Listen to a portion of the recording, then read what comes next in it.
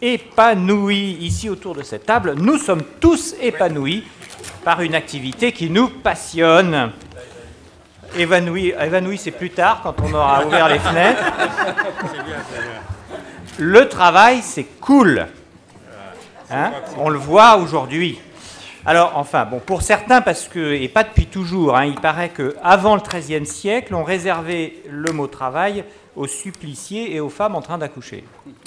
Alors, il faut croire que pas mal d'eau a coulé sous les ponts, le travail est devenu central dans toutes nos vies, parfois trop même, chômage pour les uns, burn-out pour les autres, voire ennui mortel.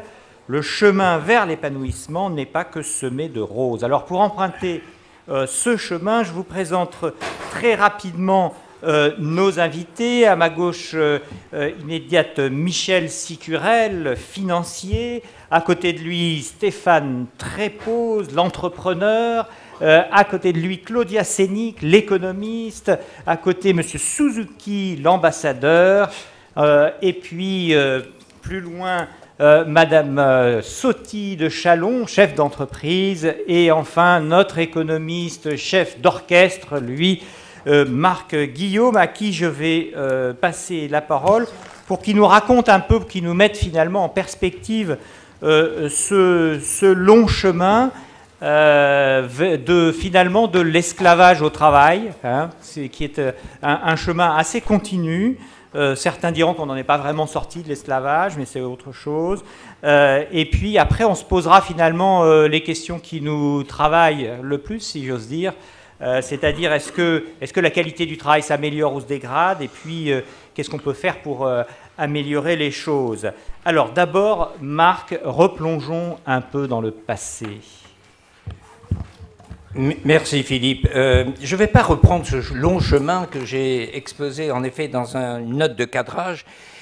Je ne vais pas le reprendre à cause de ma voisine finalement. Marie-Laure Sotti de Chalon a répondu à mon texte qui commençait en disant « s'épanouir au travail, qu'est-ce que c'est que cet oxymore ?» Et Marie-Laure m'a répondu, nous a répondu « s'épanouir au travail, c'est un pléonasme ». Alors ça m'a mis sous tension et du coup je vais essayer de reprendre la question complètement autrement. D'abord en rappelant qu'il y a exactement 20 ans, Jérémy Rifkin a publié aux États-Unis un livre qui a eu beaucoup d'écho, notamment en France avec les travaux de Dominique Méda, mais aussi le livre que vous avez peut-être oublié, qui a été un grand best-seller, L'horreur économique de Viviane Forester, mais aussi d'ailleurs Michel Rocard qui a fait la préface à la traduction française du livre de Rifkin. Et puis j'ajoute que les philosophes avaient déjà pris conscience que le travail comme base sociale était à mettre en discussion, que finalement ce socle, marxiste ou pas, devait être questionné, notamment par Habermas, mais aussi par Jean Baudrillard ou par Peter Sloterdijk. Donc, c'était la mode de s'interroger sur sa forme de travail. Puis la mode s'est évanouie, ça n'était plus tendance, parce que vous savez que le régime des pensées obéit à la mode. Et maintenant, la question revient un peu comme le spectre de Hamlet ou le spectre de Marx, et on s'interroge à nouveau. On s'interroge parce que certains nous disent qu'un tiers des emplois vont être supprimés par les progrès du numérique. On s'interroge parce qu'on pourrait imaginer que dans une décennie, la moitié de la population dans des pays comme le nôtre n'auront pas d'emploi. D'ailleurs, c'est la situation des jeunes dans une grande partie des pays du sud de l'Europe ou de l'est de l'Europe, 50% de chômage chez les jeunes. Et puis, comme le rappelait Jean-Hervé Lorenzi hier, sur 5 milliards de personnes en âge de travailler, il y a moins de 3 milliards, entre 2,5 milliards, je crois, de personnes qui travaillent et avec un revenu souvent très instable. Donc la question revient. Le fait que le numérique supprime des emplois, a priori, ce n'est pas une mauvaise chose. Ça peut laisser espérer une société de l'abondance et du loisir. Il y a aussi un épanouissement en dehors du travail. Oui, je vais essayer d'évoquer quand même, je vais revenir à la question en parlant au fond, en essayant de mettre un peu d'ordre, et c'est là où Marie-Laure m'a aidé, en me disant, mais au fond, quelle est la question qui reste? S'il y a moins de travail, c'est pas grave, le problème, c'est que comment va-t-on faire le tri entre ceux qui vont profiter de cette abondance, de ce temps libéré, et ceux qui n'auront qu'une part minimale. Et au fond, je vous propose une hypothèse, c'est que ce tri se fait sur deux grands critères, deux grandes voies, la voie de la peine et la voie de la compétition. Et je vais essayer de montrer que dans ces deux voies, peine et compétition, on peut trouver de l'épanouissement. Ah, c'est pas gagné d'avance. Mais je n'ai que 2 minutes, donc je vais aller à l'essentiel. Il me semble que les situations de travail sont quand même très différenciées, ça tout le monde sera d'accord avec moi, et je vais prendre 2 modèles type extrême. Le modèle de la peine et le modèle de la compétition, en retenant bien que le réel est entre les deux, toujours, ou presque toujours, et qu'il y a un pourcentage entre ces 2 modèles purs. Alors le modèle pur de la peine, ce sont des métiers qui sont pénibles, la preuve en est que même en situation de chômage, il n'y a pas assez d'offres d'emploi, et souvent l'ajustement se fait par des immigrés. C'est par exemple l'aide aux personnes malades ou handicapées ou aux personnes âgées. Donc ce sont des travaux pénibles, mais attention, ce sont des travaux qui demandent une vraie compétence. Pourquoi? Parce qu'il faut qu'ils ne soient pas justement mis en concurrence par des machines. C'est-à-dire que c'est une compétence que des logiciels ne peuvent pas réaliser. Alors je sais bien que le Japon compte sur les robots pour accompagner les personnes âgées. Mais enfin, on voit bien qu'il y a une résistance, ça a été évoqué plusieurs fois hier. Et puis, le modèle de la compétition, qui est très représenté ici, c'est le modèle dans lequel, finalement, j'ai du travail parce que j'ai gagné la compétition sur le marché de la formation, au sens large, pas seulement à l'université ou dans les écoles, mais dans les premiers emplois. Donc je suis dans une compétence de compétition, doublement de compétition, celle que je viens de décrire, et ensuite cette compétence, je la mets au service d'une entreprise ou d'une organisation pour la rendre compétitive. Donc c'est les 2 pôles, les 2 types de... Et je le répète, l'essentiel est entre ces 2 pôles. Comment peut-on imaginer l'épanouissement dans ces 2 cas? Alors je dirais, pour simplifier, puisqu'il ne me reste plus qu'1 minute, j'imagine, que dans le premier pôle, la compétence, on s'épanouit essentiellement par le travail, parce que ce travail vous apporte un revenu, vous apporte une insertion, un capital social et professionnel, une insertion, et même, dans certains cas, le sentiment d'avoir justement une compétence humaine, trop humaine, et qui remplit votre idéal de service de la collectivité. C'est l'épanouissement par le travail. Il peut y avoir aussi, dans certains cas, l'épanouissement dans le travail. Dans le deuxième cas, je le répète, mieux représenté ici aujourd'hui, on rêve de l'épanouissement dans le travail, dans la compétition. Parce que tout le monde sait que ça peut être une jouissance, plus qu'un épanouissement, la compétition. Il y a même des gens qui se droguent de travail. J'en connais, il y en a même ici. Enfin, peut-être pas ici, mais dans les rencontres économiques, j'ai déjà vu même des économistes qui sont des drogués du travail. La compétition, c'est une forme d'épanouissement. Et je dirais, pour conclure, que c'est aussi, c'est là où je vous rejoins, Marie-Laure, c'est aussi raisonnable de s'épanouir. Parce que dans ces métiers, qui sont plutôt des métiers de création, d'invention, il vaut mieux être heureux, il vaut mieux être joyeux, c'est raisonnable, c'est rationnel, c'est productif de s'épanouir. Donc là, on s'ouvre tout un champ de management, de réforme pour qu'on puisse faire du travail, ce qui a été dit tout à l'heure, que ce soit cool et que ce soit créatif. Il resterait évidemment à dire, mais là, c'est en dehors du sujet de la session, comment fait-on pour s'épanouir hors du travail? Et ça poserait la question du partage du travail, auquel les 35 heures ont fait beaucoup de mal. Ça poserait beaucoup d'autres questions. C'est une autre session. Ouais. Allô? Oui, c'est bon. Alors, merci Marc. Non, mais c'est bon, je l'ai, ça va. Ouais. Alors, merci Marc, vous avez bien mérité d'arrêter de travailler. Vous travaillez trop, on l'a vu, et puis on transpire tous, donc il faut travailler doucement. Hein. Doucement, mais parler peu. Alors, c'est vrai qu'on a l'impression qu'on n'a jamais autant parlé de qualité de travail, de vie au travail, qu'on n'a jamais autant réduit le travail. Les Français sont parmi ceux qui travaillent le moins au monde, c'est bien connu.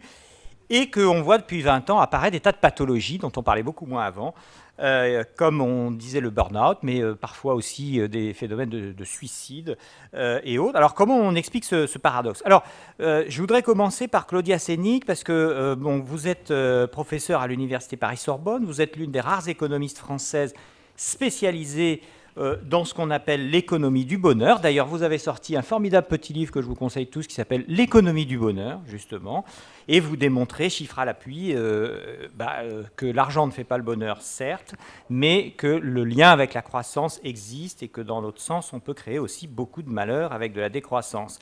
Alors, quelle est la place du travail dans ce sentiment de bonheur des Français? Et puis, selon vous, est-ce que cette situation, elle se dégrade ou elle s'améliore? Merci pour cette merveilleuse introduction. Et, donc le travail est un élément extrêmement important dans le bonheur déclaré par les gens. Donc si je vous demande si vous êtes heureux ou satisfait de votre vie, et vous devez vous mettre une note de 0 à 10. Donc si vous mettez 0, c'est que vous êtes très malheureux. Si vous mettez 10, c'est que vous êtes très heureux. Si vous mettez 7, vous êtes dans la moyenne. Donc, on introduit ce genre de questions dans des grandes enquêtes auprès de dizaines de milliers de gens, et puis après, on regarde qu'est-ce qui fait que quelqu'un se dit plus heureux que quelqu'un d'autre, ou plus heureux que l'année dernière. Le travail est un des éléments les plus importants, parmi les corrélats ou les fondements du bonheur, déclarés par les gens, ressentis. Et le fait d'avoir un emploi est quelque chose vraiment de primordial, et en fait, le fait de perdre son emploi, c'est une des rares choses auxquelles on s'habitue jamais. On s'habitue quasiment à tout, y compris mariage, divorce, etc. Mais alors, le fait d'être au chômage, en fait, quand on y tombe, on ne remonte jamais jusqu'au niveau de bonheur initial qu'on avait avant que ça arrive. Donc, oui, c'est important. Et c'est devenu le bien-être au travail est devenu un objectif complètement légitime, comme on le voit dans ces nouvelles initiatives qui consistent à essayer de mesurer le bien-être au travail des entreprises et puis de les classer. Best place to work, happy at work, meilleurentreprise.com, tout ça. En fait, le bien-être au travail des employés devient une dimension de la concurrence que les entreprises se livrent entre elles et de l'affichage de leur identité et de leur différenciation. Donc ça devient, et si ça mesure vraiment quelque chose, ces indicateurs, en fin de compte, c'est une bonne chose pour les salariés, puisque les entreprises vont s'efforcer d'accroître le bien-être au travail de leurs employés.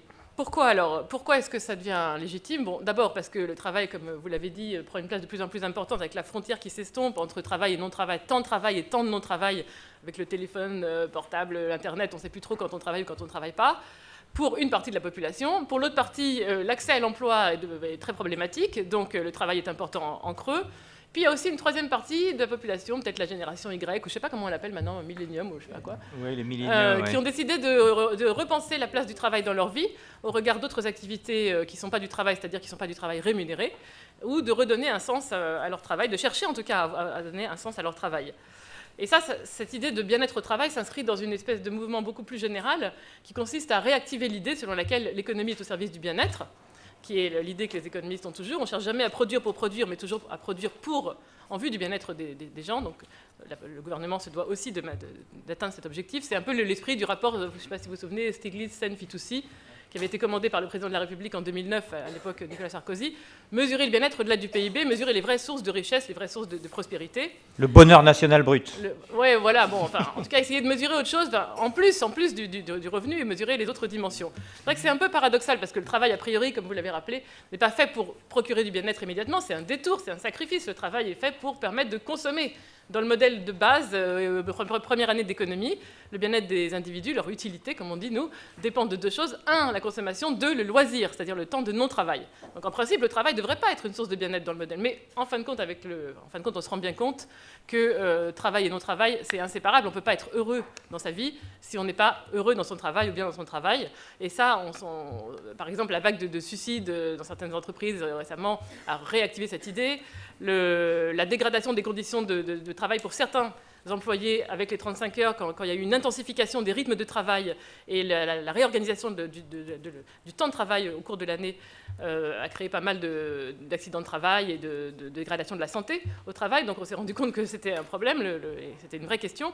Et puis aussi, peut-être le mentionner, le fait que les femmes participent de plus en plus au marché du travail montre que la question de la conciliation entre temps de travail et temps de famille est une question essentielle pour le bien-être général et donc le bien-être au travail aussi. Bon, et puis pour finir, pour tenir dans mes presque 3 minutes, bon, il faut dire pourquoi. Parce que je réponds à la question pourquoi. Pourquoi est-ce qu'on s'intéresse au bien-être au travail alors que le travail, c'est la torture. Mais c'est aussi parce qu'on sait maintenant, avec les travaux de recherche, que des travailleurs heureux qui se sentent bien dans leur travail sont plein de choses, plus productifs, plus créatifs, plus coopératifs au sens où ils ont des meilleures relations sociales avec leurs collègues. Ils sont en meilleure santé. Ça me rappelle, vous savez, Voltaire qui disait « J'ai décidé d'être heureux parce que c'est bon pour la santé ». C'est vrai que les travailleurs qui sont heureux sont en meilleure santé, donc ils sont moins souvent absents, ils ont moins d'accidents, etc. Il y a une petite expérience pour conclure qui avait été menée par 2 chercheurs de l'université de Warwick. Donc on prend un groupe comme vous, par exemple, on divise en 2 de manière aléatoire. Vous, je vous montre un film, un épisode d'une série anglaise, que les Anglais, c'était en Angleterre, que les Anglais trouvent très drôle. Pendant un quart d'heure, vous regardez ce film, et vous, dans une autre salle, vous regardez un film tout à fait neutre sur la nature, je sais pas.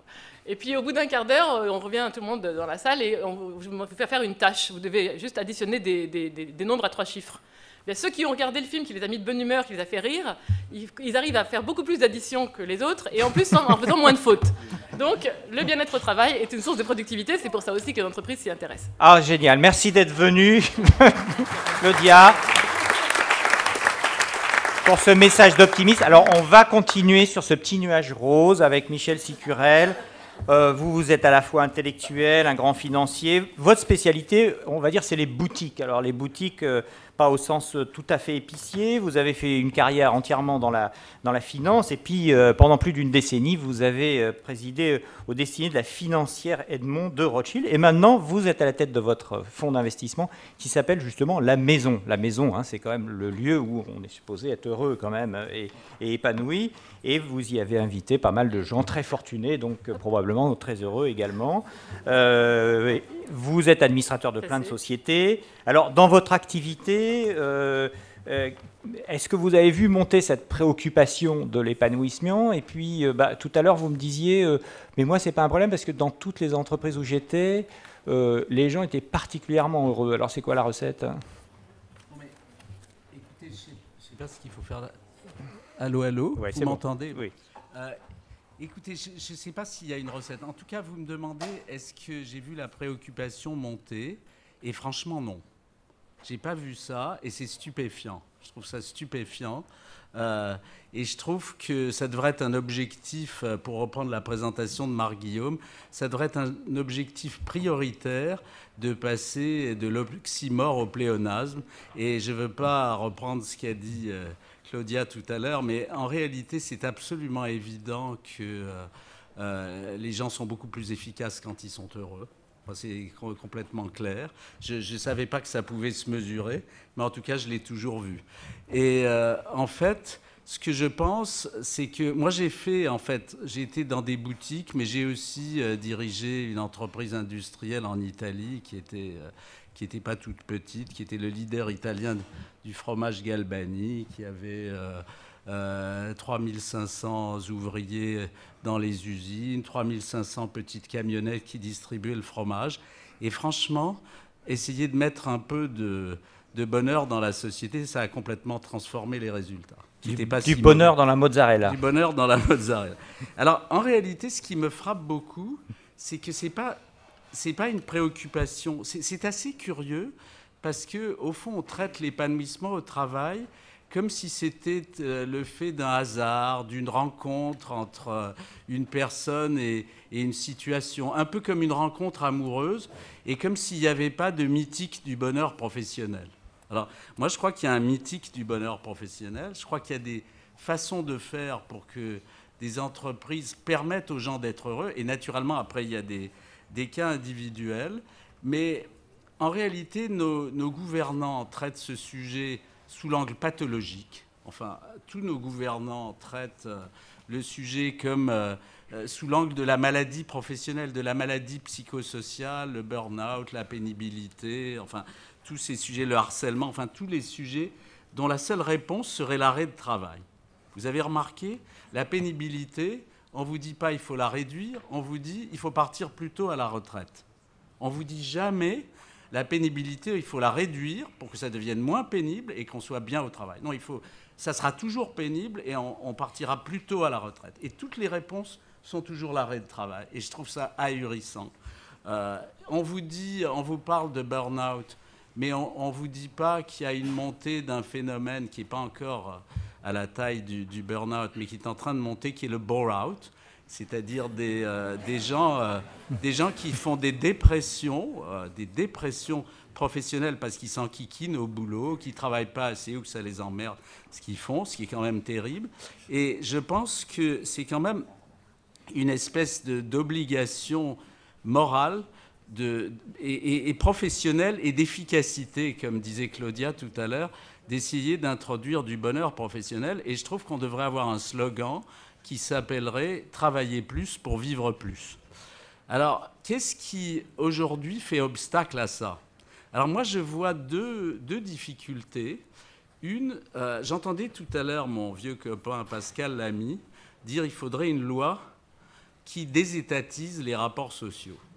Bravo Pascal Lamy, je pense tout à fait ça. Aujourd'hui, vous avez des conservateurs patronaux et syndicaux qui font une gesticulation ahurissante au niveau national, ils sont censés s'appeler des partenaires sociaux et qui sont des adversaires sociaux, et qui ont un immense intérêt à perpétuer la lutte des classes au niveau national, parce que ça leur permet de persévérer dans leur estre et de jouer à ce ping-pong absurde au niveau national, alors que la réalité est sur le terrain. Alors, moi, je pense que la première chose qu'il faudrait faire... Alors ça, on va en reparler tout à l'heure de ce qu'il faudrait faire. On avait dit qu'on faisait d'abord une partie constat. Alors, le constat, c'est qu'il y a des conservateurs au niveau national qui s'amusent à traiter toutes les règles de l'entreprise au niveau national. Et mais est-ce qu'il n'y a pas aussi...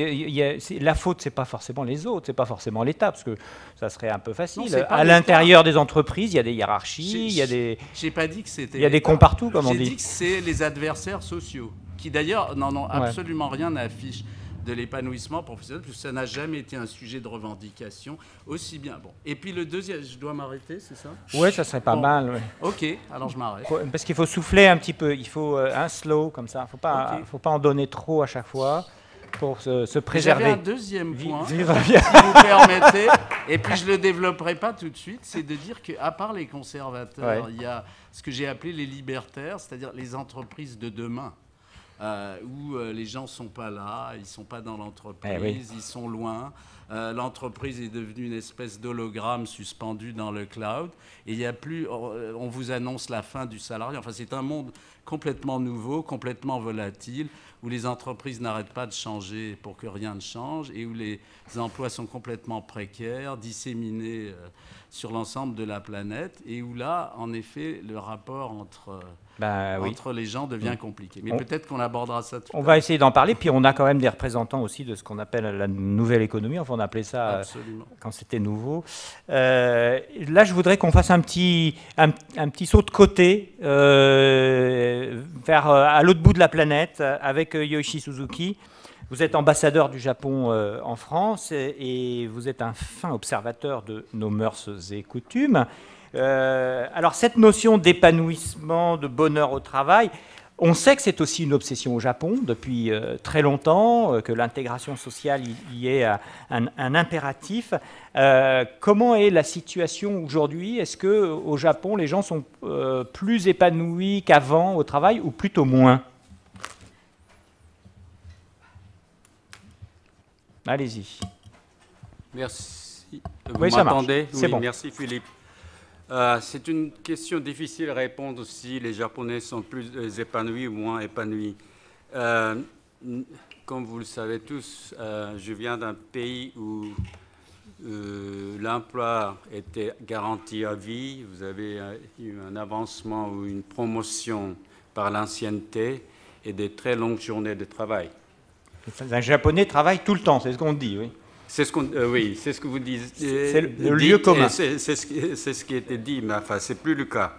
Bon, mais toujours cette notion que Claudia a mentionnée, le travail, c'est le bien-être. Le travail, c'est justement ce qui nous rend saines pour maintenir la santé. C'est toujours vrai.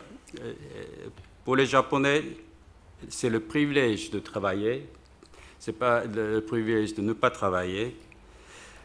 Si on a des travails, c'est bien des questions comme s'il y a des travails qui sont mal payés ou bien payés, ou des travails qui sont payants ou non payants, ça ne se pose pas au Japon. Les questions qui se posent seulement, c'est si le travail est bien payé ou non. En principe, les travaux, le travail est toujours payant. La durée de travail ne se posait pas jusqu'à tout récemment. 35 heures, c'est une question qui est difficile pour beaucoup de Japonais à comprendre.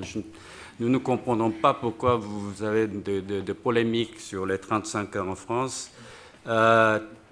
Souci de trouver un travail qui est intellectuel ne se pose pas non plus, parce qu'au Japon, même les travaux manuels sont les travaux intellectuels. On trouve toujours des éléments là où on doit appliquer notre talent, notre intelligence. Donc tous les travaux sont intellectuels. Travail, bien-être, oui.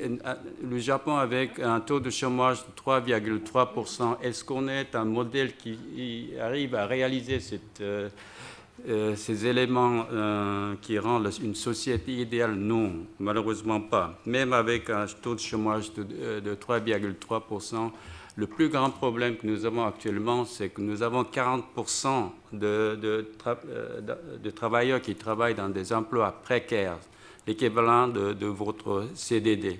Et c'est un grand problème, et c'est une source importante, par exemple, de la montée de suicide, ou de ce que nous appelons karoshi, c'est de travailler trop sans être forcé, ou de burn-out. Je m'arrête là, peut-être pour le second tour d'expliquer pourquoi ça se passe. D'accord. OK, alors on va maintenant s'approcher un petit peu justement du monde des jeunes entreprises avec Stéphane Trépoz. Vous êtes vous-même un pionnier de l'Internet français. Les anciens se souviennent d'AOL France, que vous avez dirigé, et puis les modernes savent que vous avez développé Sarenza, le premier marchand français de chaussures sur Internet. Alors, on parle souvent de l'esprit start-up, supposé épanouissant pour ses employés. Alors, est-ce que c'est une légende ou finalement juste une question de taille? On sait quand même que Amazon a parfois des petits problèmes avec ses employés. Est-ce que dans le monde de l'Internet et de la nouvelle économie, on voit le travail vraiment différemment? Allô? C'est bon. Oui, pardon. Juste une incidente pour ceux qui se ventilent. J'ai lu un article sur le bonheur dans la chaleur. Et en fait, quand on se ventile comme ça, vous dégagez plus de chaleur avec votre corps en faisant ça que vous refroidissez. C'est pour vous que je dis ça, pas pour moi. Alors, maintenant, la solution, c'est de s'allonger et de ne rien faire, mais on ne peut pas. pour répondre à votre question, en fait, je pense qu'il y a un biais méthodologique quelque part. Quand on regarde le monde des startups, et Marie-Laure le connaît bien aussi, en gros, on est un monde extrêmement atypique, le monde de la nouvelle technologie, puisque les salariés sont jeunes. La moyenne d'âge chez Sarenza, c'est 29 ans. À mon avis, c'est pas très loin chez Marie-Laure. Il y a peu de chômage dans ce milieu-là. Les salaires augmentent de manière extrêmement importante parce que le milieu est, entre guillemets, hot. Si vous avez aujourd'hui des jeunes qui cherchent un boulot dans votre famille, dites-leur faire ingénieur en informatique. Ils vont très bien gagner leur vie. Et en gros, le levier est en faveur des salariés par rapport aux entreprises. Quelqu'un qui est bon dans ce métier, il trouve des jobs absolument partout. Après, le travail bouge beaucoup, donc c'est relativement intéressant, c'est assez valorisé socialement. Et il y a eu un changement dans la société française qui fait qu'avant, quand vous échouiez, c'était mal vu. Quelqu'un qui a été dans une start-up et la start-up se casse la figure, c'est pas mal vu, on dit rebondit, pas sur autre chose. Donc déjà, juste, on est dans un monde un peu atypique, donc c'est plus facile, quelque part, de faire des efforts pour les salariés quand vous en avez plus besoin que dans d'autres industries, c'est la première chose. Après, si je prends l'exemple de Sarenza, Sarenza, c'est une entreprise qui a 300 salariés, qui a 10 ans. On fait partie d'un programme qui a été cité, je pense, par Claudia ou quelqu'un tout à l'heure. Vous savez, il y a des études américaines qui s'appellent Great Place to Work. Donc, c'est un sondage anonyme qui est fait tous les ans. Et les salariés vous notent, donc de manière totalement anonyme, sur 50 critères. Ça ne marche que s'il y a au moins 80% des salariés qui votent. Donc, vous ne pouvez pas forcer juste ceux qui sont contents à voter. Et ça vous donne après un baromètre extrêmement intéressant sur ce qu'aiment les gens, etc. Il se trouve qu'on est lauréat de ce sondage depuis 4 ans. Et ce qui est intéressant, c'est d'essayer de comprendre pourquoi les salariés se disent plutôt contents chez Sarenza. Au-delà du fait qu'ils sont au bon endroit au bon moment, qu'ils peuvent trouver un job facilement, qu'ils sont bien augmentés, ce qu'ils disent, c'est qu'en fait, ils apprécient énormément plein de choses qu'on fait. On dépense, par exemple, en formation 4 fois plus que le minimum légal. On a des programmes de mobilité interne. Donc, tous les lundis, on fait un briefing debout où tous les responsables de département disent les objectifs de la semaine, les chiffres de la semaine d'avant. On distribue des fruits, on évalue les gens tous les 6 mois. Enfin, on fait plein de choses qui font que Je ne dis pas que c'est un monde de bisounours et que tout va bien, mais globalement, il y a beaucoup de transparence et les collaborateurs savent qu'ils peuvent évoluer et s'exprimer. Une fois qu'on a dit ça, il y a des gens qui disent qu'ils ne sont pas contents. Alors vous ne le savez pas individuellement, mais je ne suis pas en train de vous dire que tout est parfait. Mais ça me fait le lien avec la conclusion, c'est que moi je pense que la question se pose moins en termes de taille d'entreprise, nouvelle économie versus... Pour moi, il y a 3 choses. Il y a quelles sont les valeurs qui sont en cours dans l'entreprise. Je peux vous dire ce que c'est chez Sarenza, on a fait un travail là-dessus, c'est exigence, donc il faut bosser. Eh bien, c'est le fun, donc on essaie de bosser, de bien travailler sans se prendre au sérieux. Et le dernier, c'est par rapport à Amazon, à la question de départ, on appelait ça le do more with less ou pragmatisme, c'est qu'on essaie d'être un peu malin et de réaliser que les choses doivent faire un sens à la fin dans la durée et tout. Donc premièrement, il faut que les valeurs soient posées. La deuxième, il faut qu'il y ait de l'exemplarité des dirigeants. Moi, je crois énormément à ça. Il y avait une incidente tout à l'heure de Michel Sicurel sur les politiques, j'y crois à mort. Un poisson pourri par la tête, toujours. Donc il faut que les patrons, il faut que les dirigeants, ils disent éventuellement des valeurs, mais si elles ne sont pas appliquées derrière, crédibilité zéro. Donc il faut qu'on soit exemplaire. Et troisièmement, ça me fera la liaison avec l'intervention d'après, c'est attirer les personnes avec le bon état d'esprit. Nous, on a une grille de recrutement, et en gros, on cherche 3 choses, on appelle ça QI, QE, E+. QI, on veut des gens intelligents, compétents. Ça, c'est la base du truc. QE, des gens intelligents ou compétents qui ne savent pas s'entendre avec les autres, ça ne nous intéresse pas. Parce qu'avant tout, une réussite, c'est collectif. Donc ça, c'est extrêmement important. Il y a beaucoup de gens très intelligents qui ne l'ont pas compris, et je pense qu'ils n'iront pas très loin, ces gens-là. En tout cas, il y en a qui vont quand même prospérer. Et le troisièmement, je finis là-dessus, parce que c'est ça le point important pour moi, E+, c'est énergie positive. Et je vous expliquerai pourquoi tout à l'heure. Beaucoup de choses dans la vie sont une question d'état d'esprit. Moi, je dis que des gens qui sont capables de venir par 37 degrés un samedi matin, dans une salle surchauffée, et parler sur le bonheur...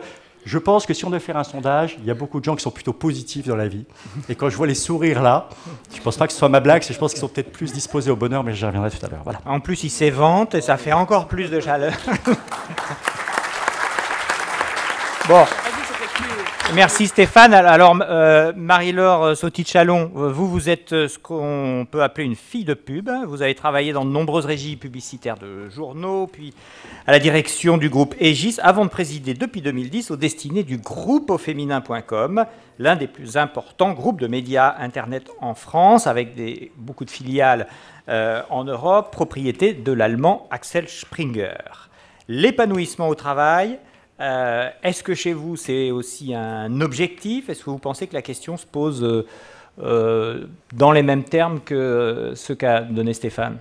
Oui, assez largement. Je crois que la question, finalement, c'est qu'est-ce que c'est qu'au travail? J'ai l'impression qu'avant, finalement, c'était assez simple, c'était souvent des travaux de force, d'ailleurs, dans un lieu, et qu'aujourd'hui, évidemment, tout ça est en train d'évoluer très fortement. On ne sait plus très bien, d'ailleurs, finalement, si ça correspond à un lieu. De plus en plus d'initiatives de télétravail se développent.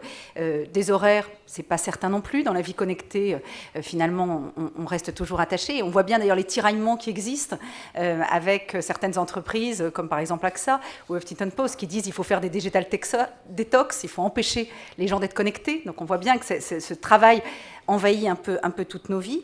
On voit bien aussi que le sujet du lieu de travail est un sujet crucial. Il y a des entreprises comme Ilog ou Rentability Web qui décident finalement de laisser toute flexibilité à leurs collaborateurs en leur disant vous pouvez vous installer à 1000 km, ça nous est égal, pour pouvoir attirer les talents, parce qu'ils savent bien que sinon ils ne pourront pas se battre face à des Google ou à Amazon. Donc on voit bien que le travail a complètement changé de nature.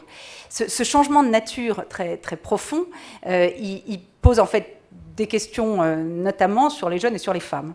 Sur les jeunes, parce que vous avez mentionné tout à l'heure les chiffres, mais 50% de jeunes qui ont envie de créer leur boîte, ce n'est pas seulement qu'ils sont rejetés par le monde du travail, c'est aussi quelque chose qui doit être incroyablement signifiant pour nous. Ça veut dire qu'ils n'ont pas envie de rejoindre les entreprises.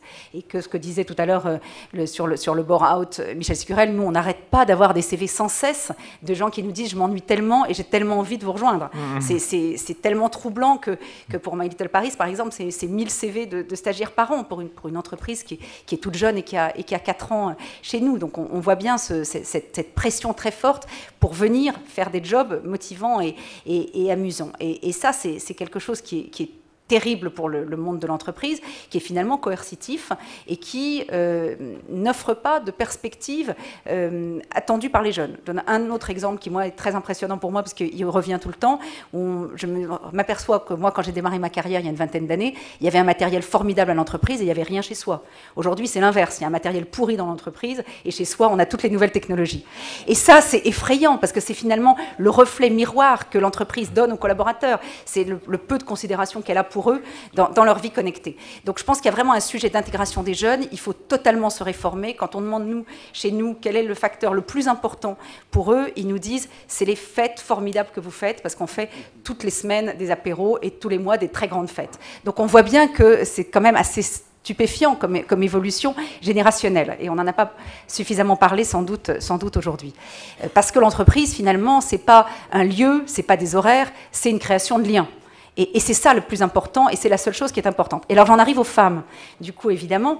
Parce que, j'allais vous poser la question, tarte à la crème, est-ce que c'est différent? Les femmes ont été les grandes sacrifiées, c'est-à-dire que c'est quand même 80% des précaires, des plus pauvres. On sait bien que les femmes ont des salaires 20% inférieurs aux hommes, et pourtant c'est 53% des diplômés des pays de l'OCDE. Donc on a un truc qui ne va pas du tout. Alors heureusement, je vous rassure, ça ne va pas durer. Et ça se voit déjà dans les chiffres. Il y a 6% de chômage aux États-Unis, 15% de chômage chez les hommes 25-54 ans, 35% chez les hommes 25-54 ans non diplômés. Donc on voit bien que, en effet, les travaux de force se sont réduits et que ce qui compte aujourd'hui, c'est le tertiaire. Et qu'est-ce qui compte dans le tertiaire? S'occuper des autres, s'intéresser aux autres, avoir le sens du client. Et il se trouve que les femmes, parce qu'on était reléguées depuis notre éducation, depuis bien longtemps, aux tâches de l'intime, aux tâches de la maison, on sait mieux développer ces qualités-là. Parce que moi, je pars du principe que les hommes et les femmes ont exactement les mêmes qualités. Simplement, notre éducation nous a amenés à développer des tâches différentes. Et du coup, finalement, qu'est-ce qui devient important? Ce qui devient important, c'est d'être épanoui face aux clients, d'être épanoui au travail. Et donc, finalement, on voit bien que ce critère-là devient un critère qui est très dévalorisant pour les hommes. Et d'ailleurs, finalement, ça remplace complètement ce qu'on leur disait autrefois. C'est autrefois, on embauchait des hommes qui étaient forts, costauds et qui pouvaient être de mauvaise humeur et pas épanouis. Aujourd'hui, on leur dit, la priorité, c'est d'être épanoui. Et si tu n'es pas épanoui, tu seras viré. Et donc, cette contrainte... Soyez épanouis, s'il vous plaît. Cette contrainte absolument incroyable qui vous oblige tous à être épanouis. L'injonction au bonheur. Voilà. Et donc, finalement, c'est comme ça qu'on arrive finalement à lire le livre de Claudia, puisqu'on a vraiment besoin, en fait, d'être épanoui en travaillant. Bon, merci Marie-Laure. Donc, vous avez retenu le message, le sexe faible change de camp. Alors... on va un petit peu bouleverser, comme on a évidemment joyeusement dérapé, mais c'est normal, il fait chaud.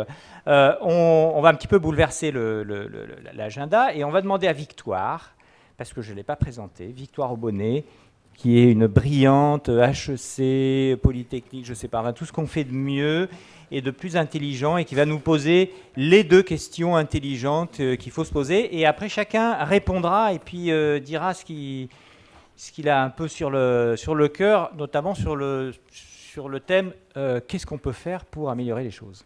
Victoire. Merci beaucoup, j'ai la pression. Ouais. Donc j'ai deux questions et je vais un peu reprendre l'articulation de Marc Guillaume, qui est la compétition et la peine. Donc si on part sur la compétition, une définition de l'épanouissement est de parvenir au plein développement de son potentiel. Et dans l'univers professionnel, on peut facilement voir qu'une vision simpliste de l'épanouissement tient de la fuite en avant. En se développant, en s'améliorant, on s'épanouit, et ainsi de suite. Quelle est alors la différence entre s'épanouir et réussir? La deuxième question, donc sur les travaux peut-être un peu plus pénibles. Pour beaucoup, le travail est essentiellement alimentaire.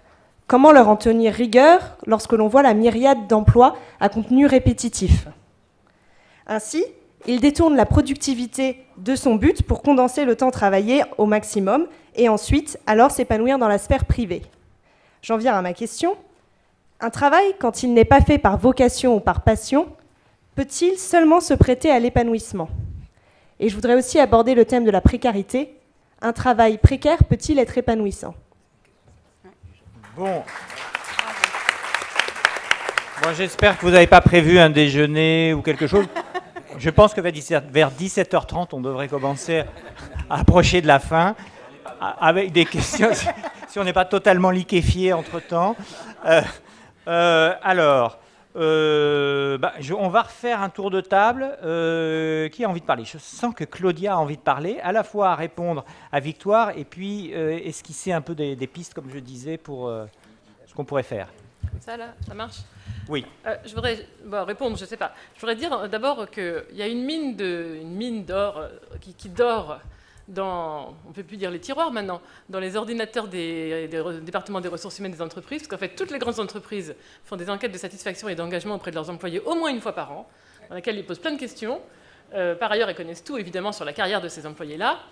Et elles posent des questions, elles mesurent un peu la pyramide de Maslow, quoi. Est-ce qu'on a les moyens de faire ce qu'on a à faire?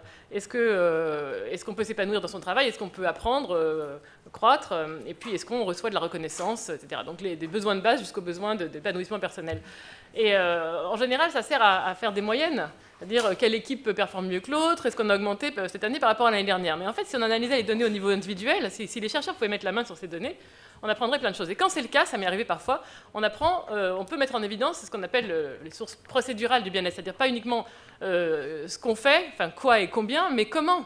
Donc la taille de l'unité, la taille de l'entreprise, le degré de hiérarchie, en général c'est pas une bonne chose, le taux de rotation du N+1, on n'aime pas quand son N+1 change souvent, l'identité de l'entreprise, donc l'identité c'est quoi? C'est tout l'ensemble de conventions, de normes qui permettent de se coordonner facilement, le langage, le jargon. Le jargon est un gros capteur d'identité. Donc, quel est le contenu de cette identité? Quelle est l'intensité de cette identité d'entreprise? La responsabilité sociale de l'entreprise, des choses comme ça. Les perspectives de progression au sein de l'entreprise. Il y a peut-être un arbitrage entre le niveau de salaire et puis les perspectives de progression.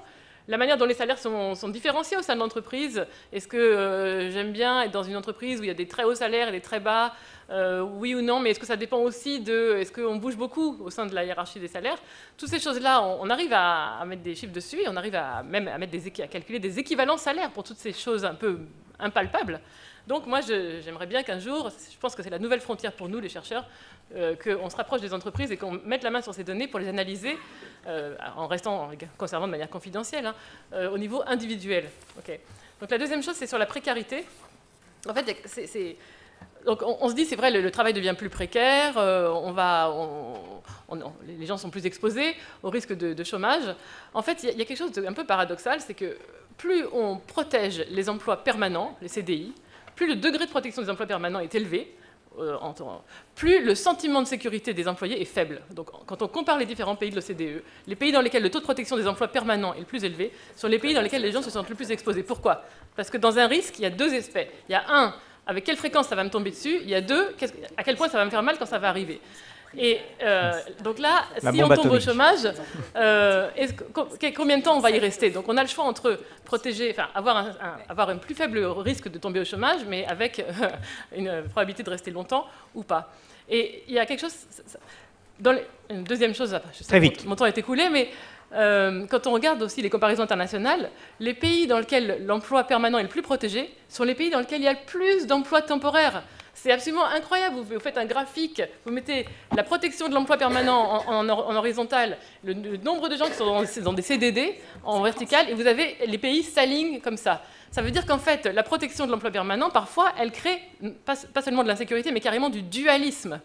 Et pour finir, donc, je mentionnais, j'ai un étudiant en thèse qui travaille là-dessus, mais il y a aussi des travaux maintenant de Philippe Aguillon, Angus Deaton et Alexandra Roulet qui montrent que, de manière assez étonnante, quand les réformes Hartz, par exemple, en Allemagne, qui ont accru l'exposition des gens au chômage, le turnover, le fait de la destruction créatrice d'emplois, en fait, ça accroît la satisfaction au travail, le bien-être au travail des gens en moyenne. Pas ceux sur qui ça tombe au moment où ça tombe, mais quelques années après, ça passe. Mais de manière générale, les gens se sentent beaucoup mieux dans un marché où ça tourne plus, donc où le risque est moins angoissant, il y a moins de stress, et où ils savent que le marché est plus efficace, et donc il y a plus aussi de croissance. Donc cette histoire de la précarité, il faut faire attention à la manière dont on la regarde. Oui, ben justement, donc ça serait intéressant d'avoir l'avis de M. Suzuki, parce que vous disiez qu'il y a 40% des travailleurs japonais qui sont des précaires, donc on est vraiment dans une société encore plus duale que la française d'ailleurs, finalement, entre des gens ultra protégés avec l'emploi à vie et des gens totalement précaires. Alors, est-ce que vous êtes d'accord avec ce que dit Claudia, que finalement c'est ça qui génère de l'angoisse, cette polarisation? Oui, Claudia a touché un point très important, disons le taux très élevé d'emplois précaires, notre équivalent de CDD, justement, la raison pour la montée, par exemple, de suicide, de travail, oui, disons, excessif de la part de CDI. Parce que plus vous avez des CDD, vous avez des éléments qui ne sont pas toujours responsables de ce que vous faites, ce que n'est pas lié, disons, au sort de votre société. Donc, il y a plus de charges qui sont épaulées par les CDI. Donc, les CDI sont surstressés et d'où la raison pour des montées de suicide, par exemple. Il y a plus de suicides chez les CDI que chez les précaires. Voilà. L'autre problème, c'est que les CDD, bon, ils ont moins d'opportunités, chances d'épanouissement. Parce que la précarité de leurs emplois les empêche d'améliorer oui, leur talent, leur technologie. Et donc là, ce que nous faisons actuellement, justement, c'est de réduire la disparité entre les CDI et les CDD en termes de qualité de travail, de contenu de travail. Pourquoi le CDD a augmenté 4 fois plus au Japon qu'en France aujourd'hui? C'est le résultat de presque 20 ans de stagnation économique. Les entreprises étaient obligées de réduire le taux de chômage, réduire le coût de travail, donc augmenter les CDD aux dépens de CDI. Et là, c'est un phénomène, c'est une question que la France, si vous allez connaître encore quelques années de stagnation, il faut absolument éviter. D'accord. Alors, puisque maintenant on est justement dans ce qu'il faut faire, alors Michel Sicurel, pour lui, c'est simple, il faut moins d'État. Il faut tout privatiser et on sera plus épanoui. C'est un peu caricatural. Je ne sais pas comment marche ce truc. J'ai pas dit qu'il fallait moins d'État, j'ai dit qu'il fallait moins de national. Parce que je crois que le problème, pour faciliter l'épanouissement au travail, naturellement, après, c'est une affaire d'entreprise, d'individus, etc. Mais c'est de rapprocher les décisions des gens. Les gens sont aliénés par des règles qui sont trop loin d'eux. Les chefs d'entreprise et leurs salariés. Il faut rapprocher et décentraliser les décisions. Il faut, même dans les grandes entreprises, on peut le faire parce que, en réalité, ce qu'il faut mettre en place, c'est l'esprit start-up. On voit bien que dans les start-up, il y a une ambiance particulière, que les gens sont... Beaucoup de gens sont actionnaires. Il faut... Mais est-ce que ce n'est pas la taille, tout simplement? Quand vous êtes dans une petite boutique financière, c'est plus facile aussi que d'être à la BNP. C'est la taille, parce que les grandes entreprises... Vous voyez, je suis administrateur de la Société Générale depuis plus de 10 ans. J'ai vécu tous les traumas, Kerviel, blablabla. En réalité, la Société Générale aujourd'hui travaille, son slogan c'est l'esprit d'équipe, ouais. Et la Société Générale travaille sur une façon dans une entreprise qui a 250 000 salariés, d'avoir en réalité d'avoir tout d'une petite. Parce qu'il ne faut pas que les petites entreprises aient tout d'une grande, il faut que les grandes entreprises aient tout d'une petite. Et je crois qu'il faut arriver dans les entreprises à... Au lieu de développer, comme on le fait au niveau national, la lutte des classes, il faut au contraire une conjuration des classes dans l'intérêt commun, ce qui est tout à fait possible. Vous voyez, je crois que c'était une erreur tragique de nos gouvernants de droite et de gauche de pourchasser les stock options. Il ne fallait pas les supprimer, il fallait les donner à tout le monde. Moi, quand je suis arrivé chez Rothschild, en 99, dans une entreprise qui dormait debout, la première chose que j'ai faite, c'est de donner des stock options à tout le monde, à 100% des salariés. Et l'actionnaire, Benjamin de Rothschild, a applaudi. Il ne m'a même pas laissé terminer ma phrase. Il m'a dit « fais-le tout de suite ». Et l'entreprise s'est complètement transformée. Donc en réalité, ce qu'il faut, c'est rétablir la confiance. Et je crois que si on rétablit la confiance dans l'entreprise, on la rétablira partout. Mais il faut beaucoup plus de confiance entre les partenaires, entre les chefs d'entreprise et les salariés. Et vous savez, quand j'ai quitté Rothschild, j'ai terminé mon discours par une phrase que je vous livre. Certains de mes petits camarades qui sont là aujourd'hui s'en souviennent.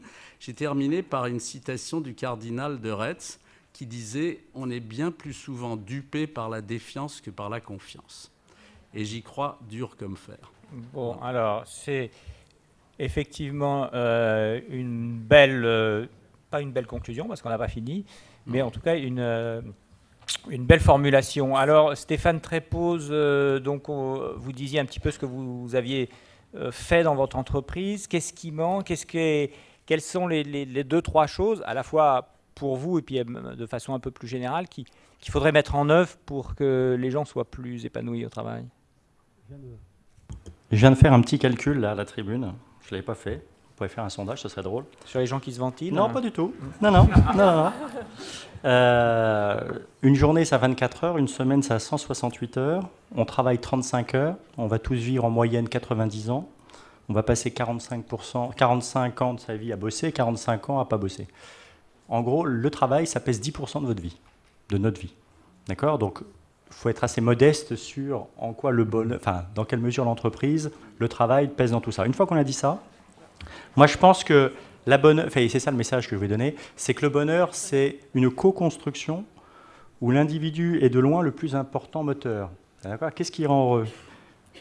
Est-ce que vous êtes né avec des gènes qui vous rendent plus heureux ou plus malheureux? Parce que moi, j'y crois énormément que ça joue pas mal. L'éducation, ce que vont vous dire vos parents, ce que vont vous dire vos amis, ce que vous allez vivre au boulot, la chance, parce qu'il y a un facteur chance qui joue.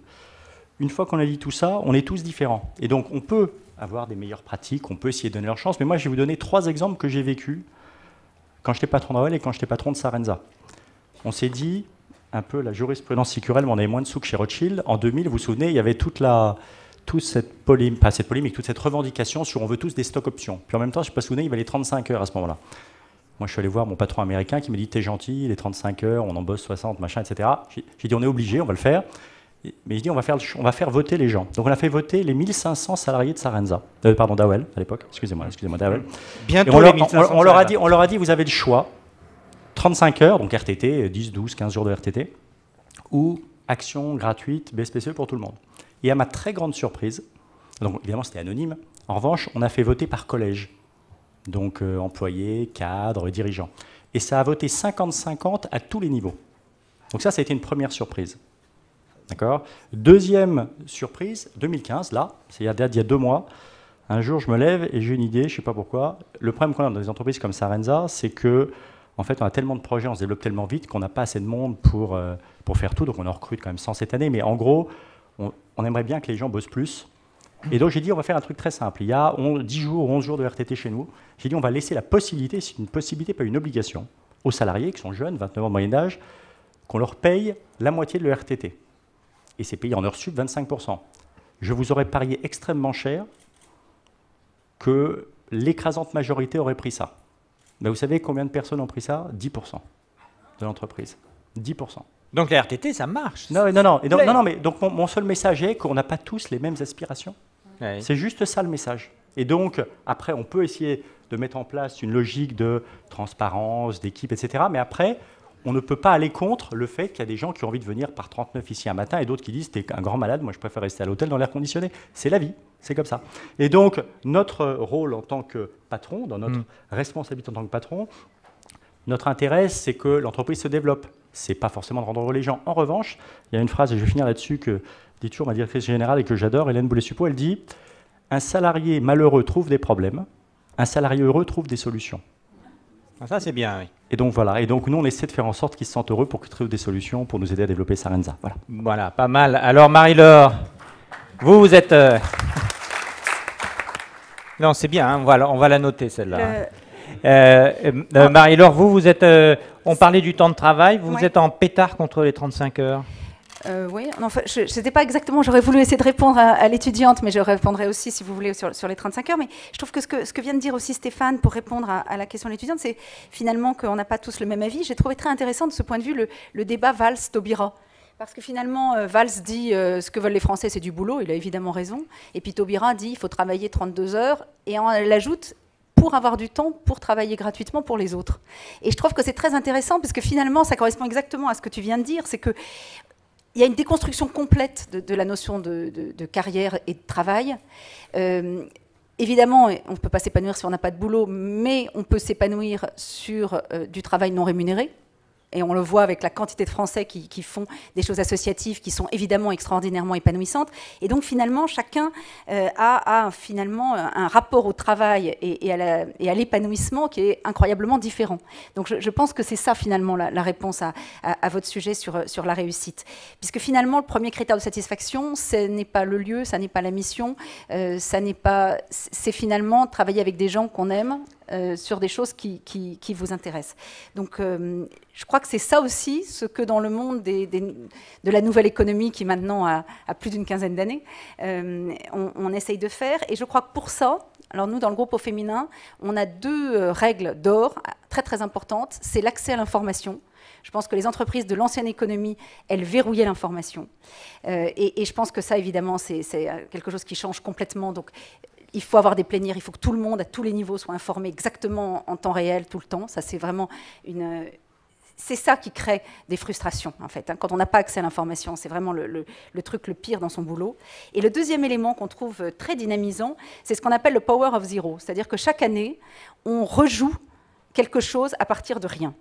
Et ça, c'est très intéressant aussi, parce que même quand vous devenez un grand acteur digital, qui a 150 millions de visiteurs, qui est dans le monde entier, etc., tout à coup se dire on va repartir quelque chose de zéro. Alors ça va être une chaîne YouTube, ça va être se lancer au Brésil, ça va être chaque année se mettre ce challenge-là, ça fait redonner un esprit start-up à l'intérieur d'un groupe qui commence aussi, parce qu'il y a une usure, comme dans la vie, comme dans l'amitié, comme dans l'amour, sans doute, à un moment donné. Et donc rejouer le power of zero, c'est une chance extraordinairement dynamisante, et c'est aussi la possibilité de gagner plus, de s'épanouir plus, de travailler ensemble. Et je crois que si on peut généraliser ces règles-là, alors on fait de grands progrès.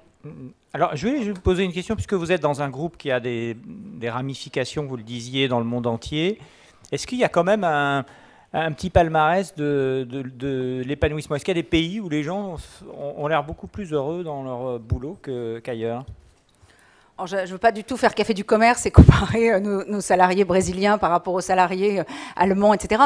Mais ce qu'on voit en revanche, et c'est peut-être pour rassurer les Français qui sont là et qui nous ont fait la gentillesse de venir le matin sous cette chaleur, c'est que la productivité des Français est absolument spectaculaire. C'est-à-dire que ce qui est le plus... Oui, mais est-ce qu'elle ne se paye pas d'un stress ah si, forcément. Supérieur? Et c'est peut-être là que je répondrai peut-être à votre question sur les 35 heures, c'est que je pense que le fait de compter son temps est très très exigeant pour les Français. C'est-à-dire qu'il y avait des gens qui faisaient le travail et très bien, plus lentement. Aujourd'hui, on leur met une pression terrible et donc ils ressentent qu'ils sont moins bons que les autres. Il y avait des gens qui le faisaient beaucoup plus vite et qui pourraient finalement faire bien d'autres choses plutôt que de rester 35 heures au boulot. Et je crois que ça, cette espèce de comptage-là, il est extrêmement compliqué pour les Français. Mais néanmoins, rassurons-nous, les Français sont incroyablement productifs. Et ça, c'est spectaculaire dans tous les pays dans lesquels on est. Et on est quand même dans plus de 10 pays avec des filiales. Bon, alors, productivité, précarité, bonheur, tout ça, c'est des notions qui ne sont pas forcément convergentes.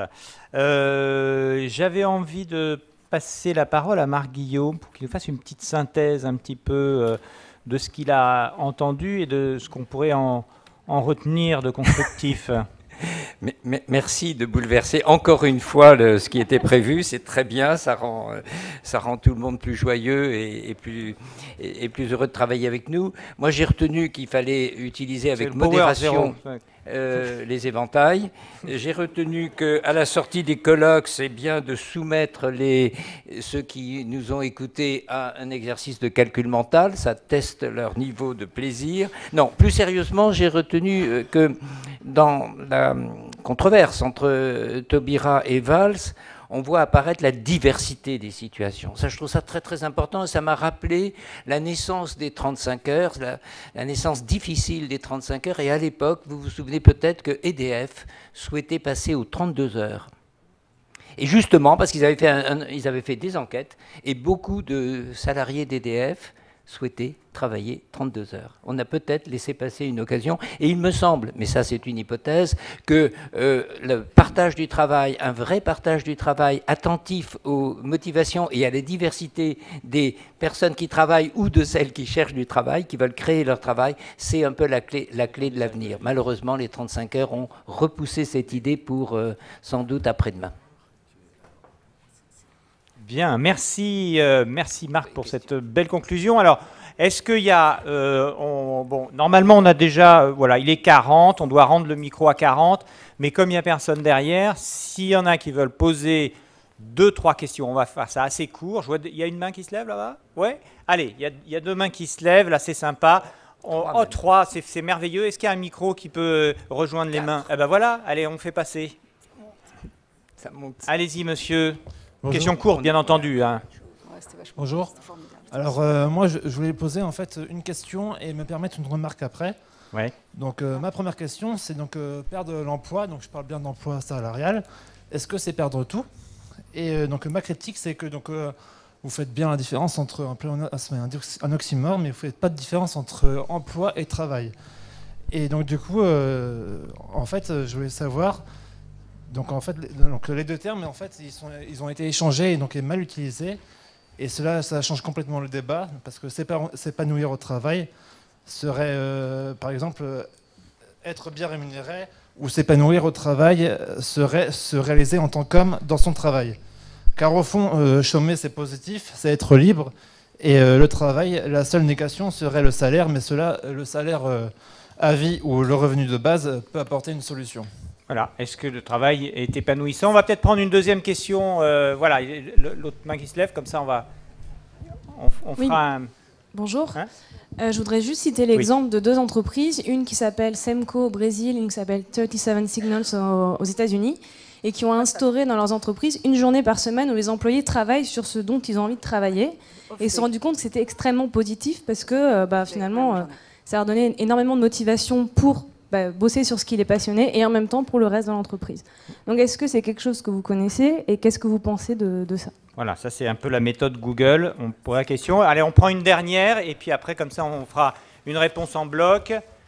Qui avait une question? Voilà, il y a le monsieur là. Levez-vous, comme ça on vous voit. Le micro... Non, surtout pas. Le micro arrive, voilà. Allez-y. Il ne marche pas. Si, il marche très bien. Bonjour. J'aimerais savoir quel est votre point de vue sur la hiérarchie, et en particulier le petit chef dans l'organisation, et comment donner du pouvoir à ceux qui connaissent, c'est-à-dire la base, et comment libérer les entreprises des organisations pesantes. Voilà. Alors, le régisseur me fait signe qu'on a 5 minutes, donc on va en 5 minutes répondre à ces 3 questions. Première question, perdre un emploi, c'est perdre tout. La distinction emploi-travail, Claudia Sénic, c'est pour vous. C'est parti. C'est une très bonne question, oui. Si, ça marche. Oui, en fait, quand on montre que le fait de perdre son emploi fait baisser le bonheur, c'est vraiment au-delà de la perte du revenu associé. C'est même en neutralisant l'impact du revenu, c'est vraiment le fait de ne plus être en emploi, c'est-à-dire de ne plus être inséré dans un réseau de relations, d'avoir une raison de se lever le matin, d'avoir des interactions avec des gens, et d'avoir l'impression qu'on est exclu de ce genre de relations, qui est une cause de dépression. Voilà. Bon, parfait. Deuxième question, 1 jour par semaine, ça c'est un peu la méthode Google. Alors, Marie-Laure, bien sûr, vous faites ça chez vous? Oui. Les développeurs ont effectivement un jour qui s'appelle évidemment le off day, ce qui n'est pas très compliqué pour nous, et donc pour travailler sur des projets et surtout en fait s'exclure du flux. En fait, c'est vraiment ça l'idée, c'est d'apprendre du temps. Et cette notion de prise de temps, elle est assez liée aussi aux 35 heures. C'est-à-dire que c'est au fond parce que justement il faut compter son temps qu'on a besoin à certains moments de prendre du temps. Mais pour revenir à l'exemple de Semco, et ça revient à la 3e question, c'est des schémas très très intéressants d'entreprises. Il y en a très peu finalement qui sont comme ça. Il y a un peu Zappos, il y a un peu Poult en France. C'est en fait des entreprises qui font sauter la hiérarchie, qui rendent le management participatif, qui décident justement de faire des plénières pour donner beaucoup d'informations en même temps, sur lequel il y a beaucoup de retours d'expérience. Ça oblige en fait à transformer intégralement le mode de fonctionnement, le mode de reporting. Et c'est pas facile quand par exemple vous êtes une entreprise cotée comme nous. Parce que là, vous avez quand même des exigences de mandataires sociaux, et s'il n'y a pas de boss, il faut quand même à un moment donné qu'il y ait quelqu'un face aux actionnaires. Mais sinon, c'est évidemment des schémas qu'on regarde beaucoup et qui sont alors, dernière chose, la mort des petits chefs. Mon petit chef est un ordinateur, et qui veut répondre à ça? Oui, Stéphane? Il n'y a plus de petits chefs chez Saranza? C'est fini? Il n'y en a jamais eu d'ailleurs. Pas vraiment. Le chef, c'est tout le monde. Encore une fois, c'est une co-construction. Il n'y a pas de chef. Nous, on est tous en open space. On a de bureau. J'ai pas de bureau fermé. J'ai pas de secrétaire. En face de moi, j'ai une assistante, la directrice des achats, une acheteuse.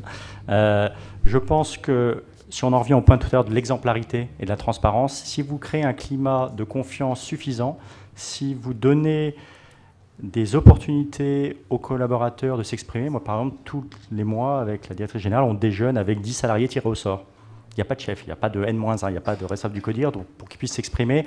Si vous assurez que les gens se sentent suffisamment en confiance pour s'exprimer, ça, plus des enquêtes comme Great Place to Work, où c'est pas nominatif, mais vous voyez tout de suite si une équipe est pas contente, objectivement, pour ne pas savoir ce qui se passe dans votre entreprise, c'est que vous ne voulez pas le voir.